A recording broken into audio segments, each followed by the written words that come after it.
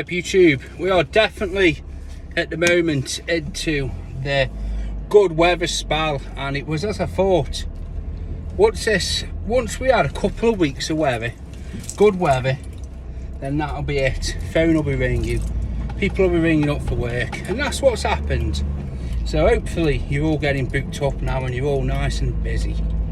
So in this episode I want to talk about a couple of jobs that have come my way, and I think to myself, every time I get something like this, I always think, right, how am I going to do it? How can I do it better and more efficiently? And this is what was also quite sort of formative in my business. It's normally jobs like this that I think, right, I need this, I'll get it. And then that's allowed me to have, bigger kit. So I remember a bit back I took on a little commercial job. It was a cafe and there was a lot of grass to be mowed, and I priced it up for the lady, but I priced it in mind that it's going to be me and my brother with two mowers mowing this grass. It only needed to be mulched, but I didn't have a mulching mower at the time, and I thought to myself, right, I need a mulching mower for this job. I know it's not prudent going out and investing in, a tool just for one job that might get cancelled, or you might have it forever. But that's what I did, and to be fair, it did pay for itself. And I didn't price that in, but I priced it in with two blokes taking X amount of time and having to use, this bit of kit. So there was a little bit of money for that to start chipping away at it. And it worked out the way I thought it was going to. But due to storage issues, this was a couple of years ago now, I did have to sell that mower. And I must admit, I do regret it. I wish now I'd, just told them to basically put up with it. But, things happen, don't they? So the jobs in question today, one of them I've got, the other one I am 50-50 on it. So I'll do the one that I've got first, because that's quite interesting.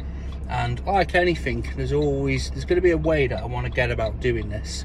So this job that I've got, it's a grass cut, and it's probably going to be, it's not been the biggest area I've done, but this is going to be the biggest probably quantity of grass that I'm going to take off. Now I'll explain. So this property, now this lady, you've always got to take everything with a pinch of salt, but basically she's been let down by a gardener. She had a couple, and the impression I get that it was a couple that just did bits as and when. That were just like not a job and knocker gardener, but they weren't.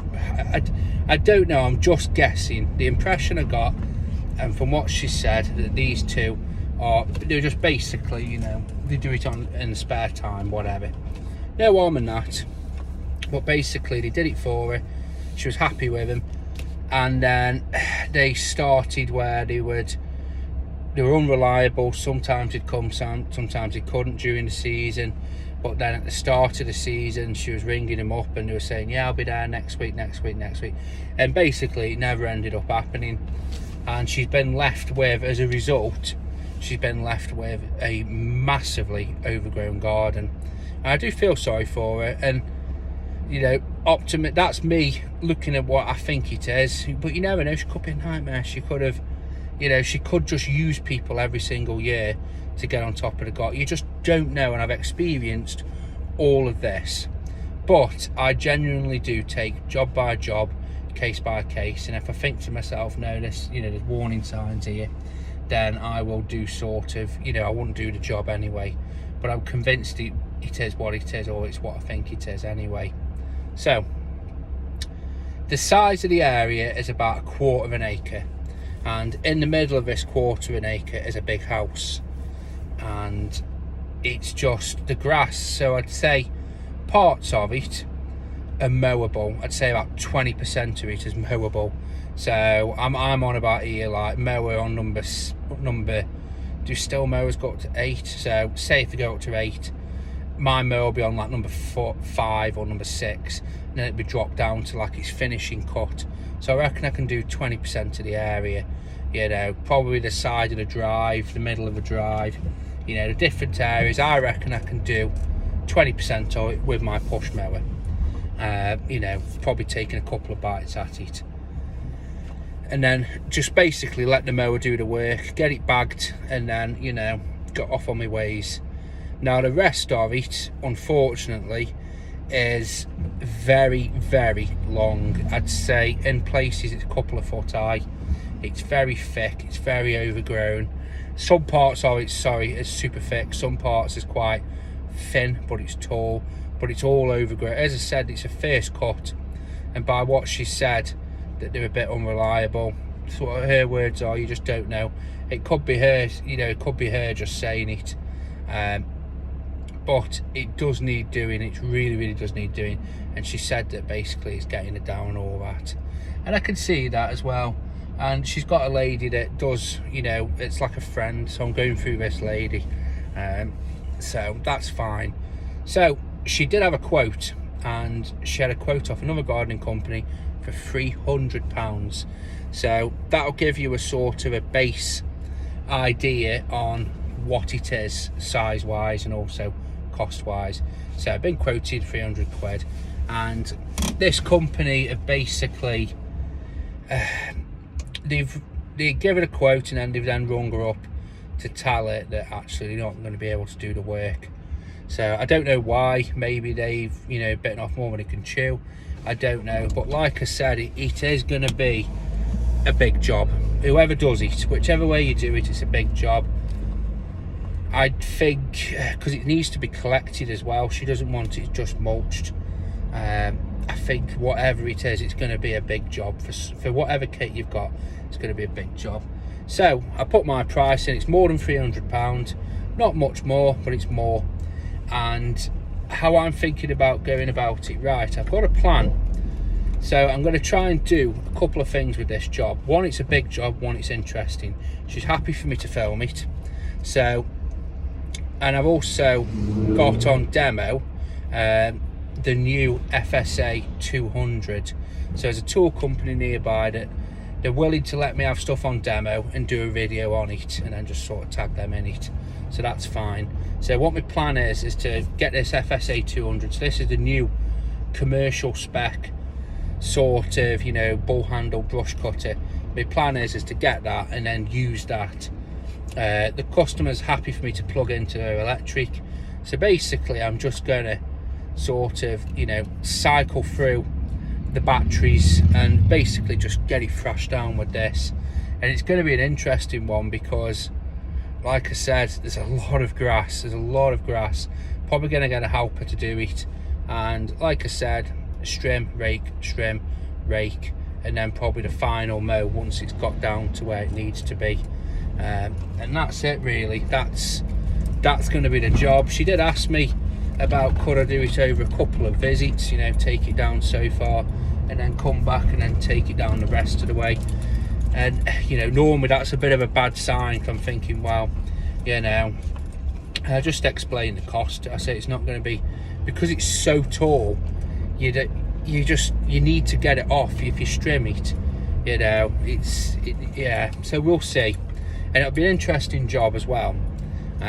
So hopefully I can tie in a couple of things, do a bit of a product review, and also I'll try some new kit, and also it'll be a sort of an interesting job as well. Like I said, it's easy. It's just mowing and trimming and raking. There's no, like, it's not necessarily intelligence involved. It's just a very physical job, and hopefully if I can get it done in a day, then it should be a good day for me as well, all being well. So we'll see. I'm expecting probably to take at least 10 bags of grass off this property. I think there's no way of escaping it. It's going to be a massive job, and it's going to be the biggest job that I've took on with my kit. And I like to do things like that, even though I said at the start I'm not really interested in big jobs.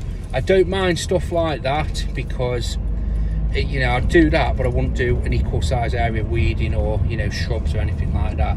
And plus the fact, a part of me actually, there's another two reasons for doing it. Part of me, the lady actually struck me as actually she is genuine, and she seems a nice lady. And the second part is that it's very weird, this road that she lives on, I have never been there in my entire life. It's only about 15 minutes from where I live, but I've had 3 inquiries all in 1 week off this one road. And this one road looks a little bit like it could be a gold mine. It's all bungalows and nice houses, and it's primarily OAPs. So if you get in with people, because they all know each other, it could be a little gold mine. And also this is going to be leading on hopefully to a regular cut, and I've got no idea what this regular cut price is going to be, because I reckon, I did say this to her, that odds on the second cut will be a little bit more than and then afterwards it'll level off because we've got back on top of it. It all depends after this first cut. So she seemed happy with that. And another thing as well, I know I'm talking a lot about this job, is so I never ever shit on previous gardeners, previous tradesmen's.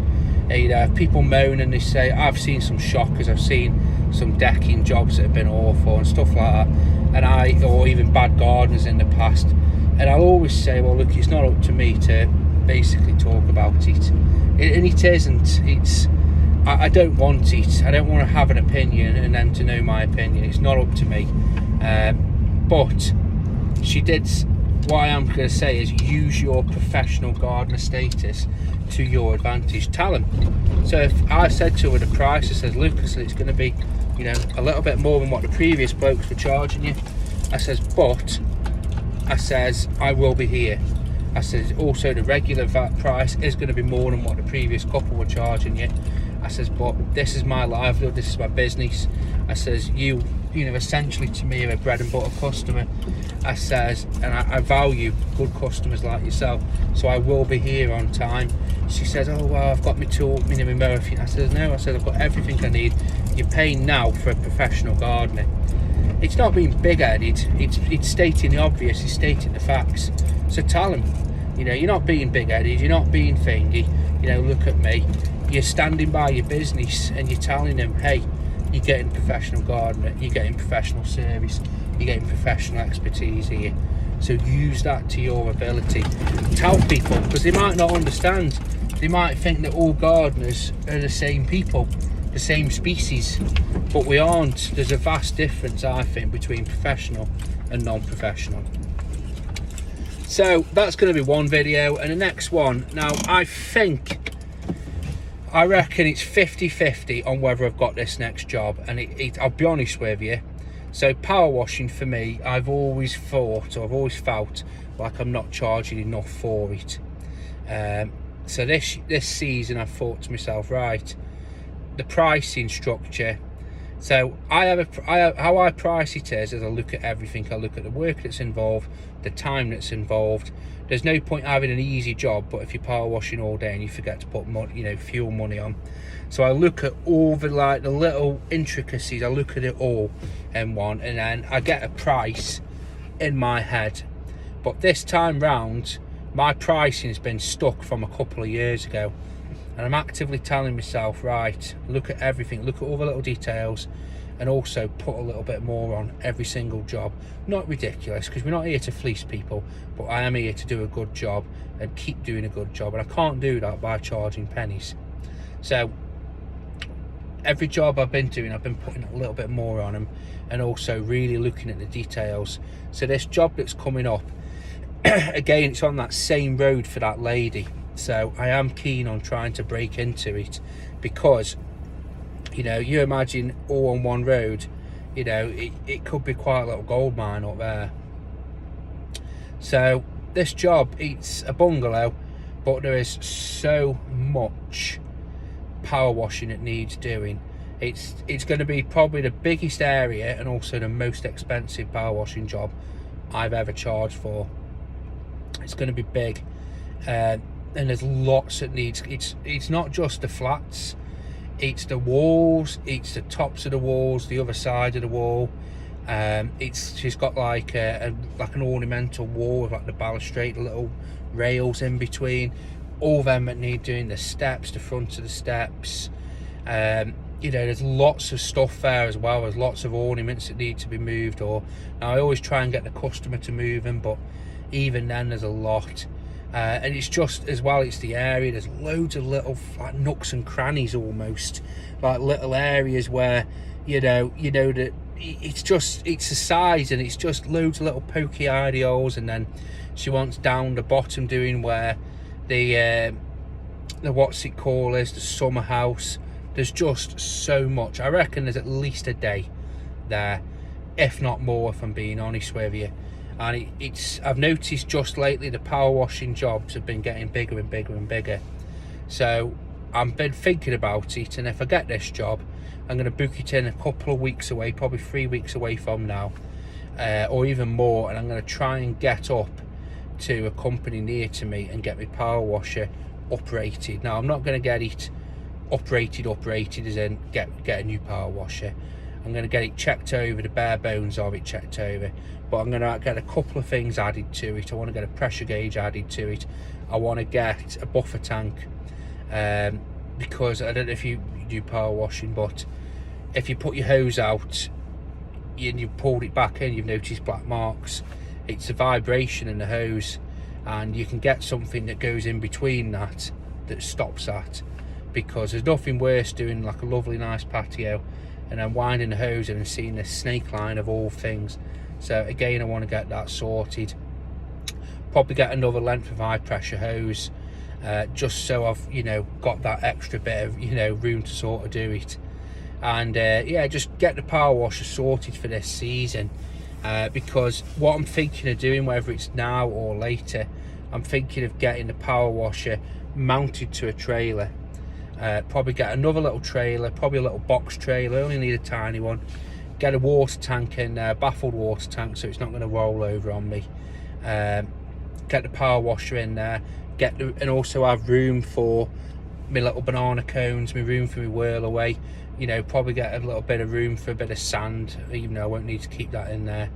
But I want to get a self-contained power washing unit, because what I'm finding now is that it's a downtime. It's like, now I'm here to get my power washing gear, so I've got here. It's going to take me probably 10 minutes to unload the van, 10 minutes to load the van, and then drive back home. It's like 40 minutes out of my day. And then tomorrow evening I've got to then come back here, unload it, load it, drive back home. So that's like an hour and a half out of my week, out of my day, that it's taking, that I'm not getting paid for. If I've got it all on a trailer, it's all ready to go, pull up, back, hook it up, jobs are good. And same with it having a baffled water tank in, I can turn up and I'm power washing straight away. I've just got to unravel the hose, plug the hose into it, and I'm off. I haven't got the ball ache of getting everything out, getting the bowser filled up. It's all contained, it's all in one module, because quite often as well I have to put stuff on the pavement, and then you're running the risk of like somebody messing with the power washer. I've always got this morbid fear of somebody tipping a load of sugar in the fuel tank, you know what I mean, because you never know with people. So I want it all contained in a trailer. It can be locked down. There's loads of pro points, there's a couple of negatives. One of the main negatives is what happens if someone nicks it. Well, that can happen at any point. You've just got to have insurance for it. But I'm going to do things to avoid that. So my site is fairly secure, but I'm going to be taking risks to make it more secure. Probably get the wheel ripped off it at the end of the night. But then again, I want to make it easy. I don't want to be fucking about putting a wheel on every time I use it. So I'll get locks, get a clamp for it. Just make it where it's a thing you get. So it's a boxed in trailer as well. So again, get it where it's all locked down. And I'm not going to have it sign written. It's just going to look like a moving trailer. And just keep it there. Keep it so it's, as I say, nice and secure. That's the idea for it. So as usual, guys, have a good day, keep on gardening. Let me know about these new jobs, and also let me know if new jobs has forced you down a route where you are changing kit and changing the way you do things. Have a good day, guys.